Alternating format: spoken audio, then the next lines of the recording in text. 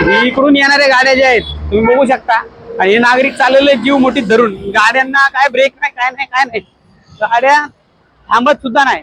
पण हा जर सबवे चालू केला तर पालिकेने बनवलेला सबवे, या सबवेत मरणाचा कचरा वगैरे झालेला आहे. हा सबवे चालू करण्याची स्थानिक नागरिकांची मागणी आहे.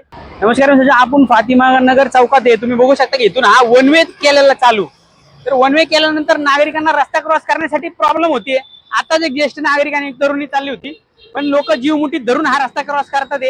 पालिका प्रशासनाने भुयारी मार्ग किंवा अंडरग्राऊंड रस्ता चालू केला होता, पण हा अनेक वर्ष झाले बंद आहे. तुम्ही बघू शकता शटर पण खराब झालेलं आहे.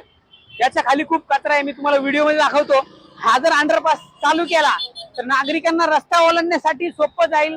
ज्येष्ठ नागरिक, तरुण तरुणी मंडळी, अनेक मंडळींना, नागरिकांना प्रॉब्लेम होतोय. तर इथून नागरिक जातात जीव मुठीत धरून. तिकडे कुठल्याही प्रकारचा सिग्नल नाही, गाड्या फास्ट येतात. आम्ही स्वतः जाऊन बघितलेलं आहे रस्ता क्रॉस करून. तर त्वरित हा रस्ता चालू करावा, पॅन्थर सेनेची मागणी आहे. अन्यथा तर नागरिकांना रस्ता क्रॉस करण्यासाठी, म्हणजे ज्येष्ठ नागरिक असतील, तरुण मंडळी असतील, इथं सिग्नल फ्री रस्ता केलेला आहे.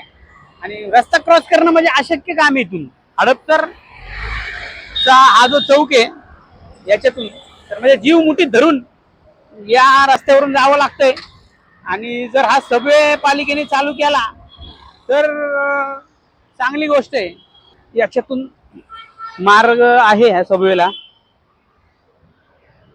इकडं जो मार्ग आहे तिकडून निघतो हा सबवे आणि इकडून असा चालू होतोय, एक्झिट होतोय. तर प्रशासनाला विनंती आहे त्वरित चालू करावं, सबवे क्लीन करून याच्यामध्ये CCTV वगैरे बसवले की व्यवस्थित होईल. आता हे तरुण लोक आहेत, तरुण मंडळी किंवा कॉलेजचे विद्यार्थी वगैरे, यांना जाण्यासाठी, क्रॉस करण्यासाठी प्रॉब्लेम होतो.